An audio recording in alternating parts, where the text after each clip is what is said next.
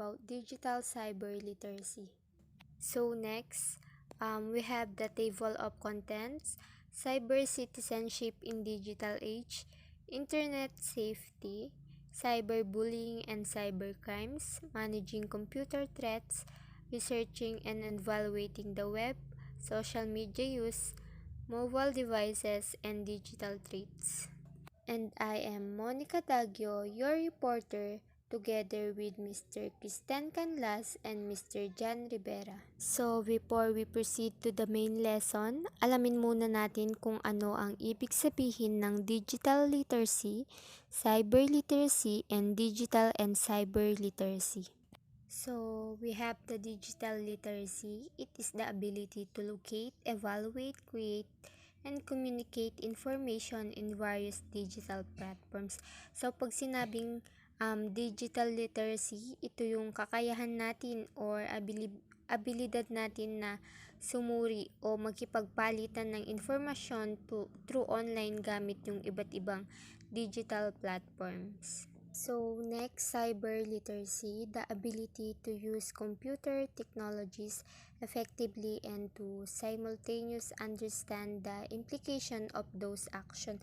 So, nakatuon ang cyber literacy sa pagtulong sa mga gumagamit na makahanap ng mga mapagkukunan through online na nauugnay sa cybercrime and cyberbullying. Dito kailangan maging conscious tayo sa mga information natin na ipinopost through online. So next, digital and cyber literacy, a term used to describe the ability to use computer and digital technologies effectively. So, importante na digital and cyber literacy na tayo dahil hindi na tayo basta nalilinlang. So, nagiging matalino at mapanuri na tayo sa mga ina-access natin at sa mga bagay-bagay. So next, cyber citizenship in digital age refers to the responsible use of technology by anyone who uses computers, the internet, and digital devices to engage with society on any level. In this generation, mostly sa mga teens, exposed na sila sa social media. Marami na ngayong mga kabataan na pag yung nararamdaman nila is ini-express nila through Facebook. So next, internet safety. Internet safety is the activity of adhering to practical standards, comprehending contemporary technology, and safeguarding your digital equipment so you may protect yourself from harmful elements from the online environment. So, dito is kailangan alam mo yung ginagawa mo and hindi lang basta-basta alam mo na internet. Kailangan alam mo din kung paano mo siya gagamitin. So, next, cyberbullying and cybercrimes. Cyberbullying is the use of technology to harass, threaten, embarrass, or target another person. So, when we say cyberbullying, ito yung pagkalat ng kasinungalingan tungkol sa isang tao. Example, yung pagpo-post ng mga nakakahiyang larawan niya o video nito sa social media. So, next, cybercrime that uses computers to commit another crimes may involve using computers or network to spread malware, illegal information. So, dito naman is, sumasaklaw dito is, halimbawa, yung pag-hack sa Facebook or gumagawa ng link para ma-virus yung Facebook mo, ganun. Pagpapatuloy ko lang po ang nasimulan ni Ma'am Monica Daggio at susunod po sa akin mag-uulat ay si Mr. Kristen Canlas. So, ang aking pong bahagi sa aming iuulat sa oras na ito ay patungkol po sa managing computer threats. Threats management is a process used by cybersecurity professionals to cyber attacks, detect cyber threats, and respond to security incidents. Example of computer threats. Una ay computer viruses. And pangalawa is spyware threats. So, talakayin muna natin kung ano nga ba yung mga threats na nabanggit dito. So sabi dito na ang threats ay ito yung kumbaga umaatake sa ating mga devices o gaya ng sinabi dyan sa screen, ito yung umaatake sa mga computer natin na kung saan ito yung mga sumisira sa mga devices na ginagamit natin. Maaaring may mga napapasukan tayong link o napipindot nating link na hindi natin sinasadya. At hindi natin alam kung ano to. Kaya minsan kasi dahil sa pagka-curious natin sa isang bagay ay napipindot natin ito. Ang unang ginawang example dito ay computer viruses. So, ang computer viruses, papasok dito yung mga iba't ibang website na kung saan minsan lumalabas. Halimbawa, may sinearch tayong gusto nating malaman, then may basta-basta, kung alam natin yung may mga basta-bastang para siyang ads, pero may lumalabas na parang minsan may nanalo ka ng 1,000,000, ganyan, tas may mga dollar pa, ganon. So, syempre, kung hindi natin alam yon, malamang sa malamang pipindutin natin yon. So, without knowing po na yun pala ay isang virus. So, pag pinindot natin yun, maaaring ikasira o ikalag ng ating mga devices na ginagamit. Then, pangalawa, sa spyware threats. So, ano nga ba ang spyware threats? Ito yung mga ginagamit ng mga hackers attacks and track. So, pwede rin nilang ma-steal yung ating mga Gmail account, Facebook account, ganyan. So, pwede rin pong makuha nila yung ating mismong bank account.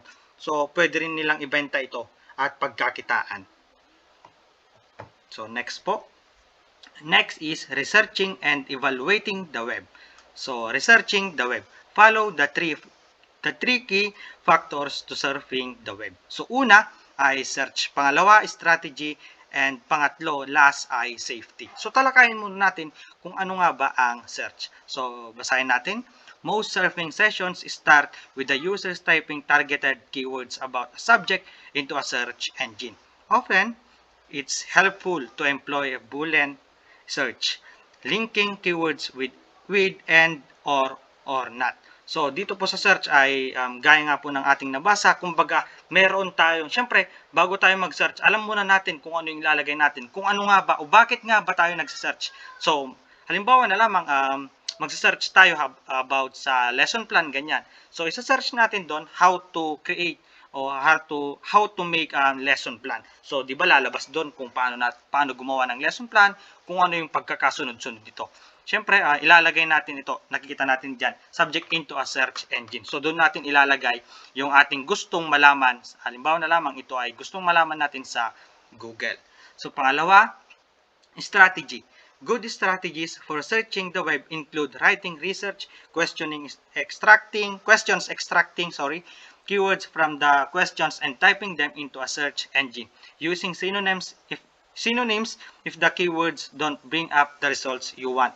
Keeping track of which keywords and synonyms you use. So, dito po sa strategy, kumbaga, ilagay lang natin sa search engine kung ano yung eksaktong hinahanap natin o kumbaga gagawin natin ay direct to the point. Wala na yung parang magse-search tayo pero parang pangungusap na yung search natin. Kumbaga, direct to the point na tayo, wag na nating paikot-ikutin pa kasi the more na mas sumahaba yung sinesearch natin, hindi kasi safe ang Google. Kumbaga, maraming banta na nakaabang diyan, maraming viruses, gaya ng tinalakay nating unang, maraming viruses na pwedeng makaapekto o makasira sa ating ginagamit na device. So, pangatlo, safety. Yan. So, you should always be cautious what information you share online and website you visit. So, kailangan bago natin i-click yung isang website, tanungin muna natin ng 3 times, 4 times, o 100 times yung sarili natin bago natin i-click yung isang website o link na pinupuntahan natin. Tignan muna natin kung kaduda-duda ba. Halimbawa, nakalagay doon, nanalo tayo ng 1,000,000, ganyan, or nanalo tayo ng kotse. So, andun pa lang yung magdududa na tayo kung bakit o paano tayo nanalo. So, sa parang iyon, kumbaga, mapapaisip na tayo. So, gagawin natin, huwag na nating ituloy na pindutin yung website o link na yon.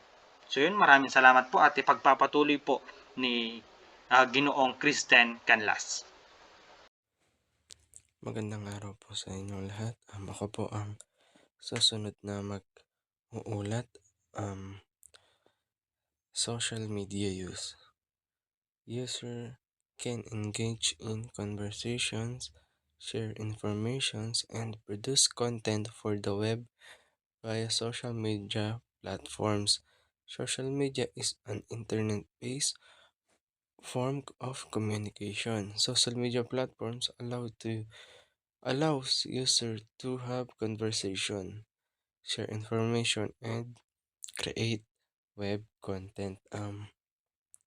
Dito po sa social media use, dito po tayo pwedeng mag-engage po ng mga conversation through social media po.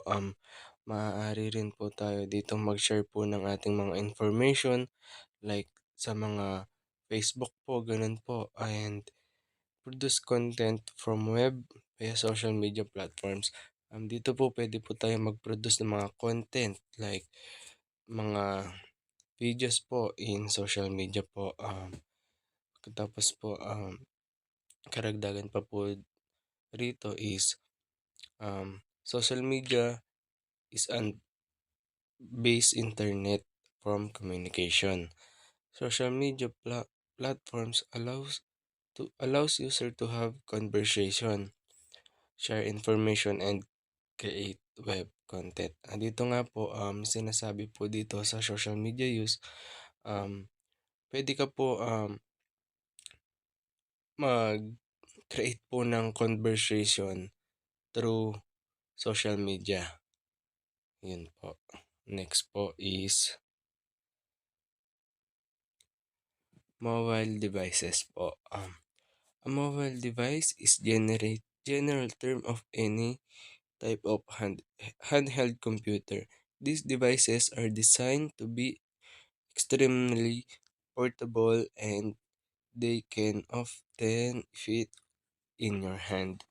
Di naman po tayo bago dito sa mga mobile devices po. May mga mobile devices po ay may kanya-kanya pong mga brand and easy to care po, and yun nga po, madali po siyang gamitin like unless po is sa mga lola po natin na bago lang po sa mga mobile devices na di touchscreen, ganun po. And yung mobile devices po is portable po siya. Pwede nyo po siyang dalhin kahit saan po, like sa bulsa nyo and bag. Yun po. Next naman po is digital traits. Is it is an individual's attitudes, interests, social roles, and other traits that relate to his or her use of technology.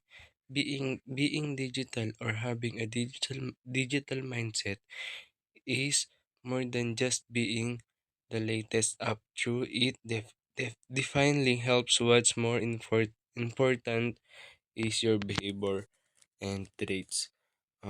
Dito naman po sa digital traits, ay tumutukoy po sa katangian na ipinapakita po ng isang tao sa kanilang pag-uugali po through online. Ito, karagdagan lang po dito sa digital traits. Ang digital traits po ay maaaring magbago po batay sa mga edad, edukasyon at iba pang mga pangkat po ng lipunan. Maaaring magkaroon ng mga individual na mas mahilig magbahagi ng kanilang buhay sa online kaysa sa iba. Samantala naman po, meron pong ibang nagnanais po ng privacy at hindi po nila ito sinishare po sa online platform tulad po ng social media. Yun lang po ang aking report. Thank you po.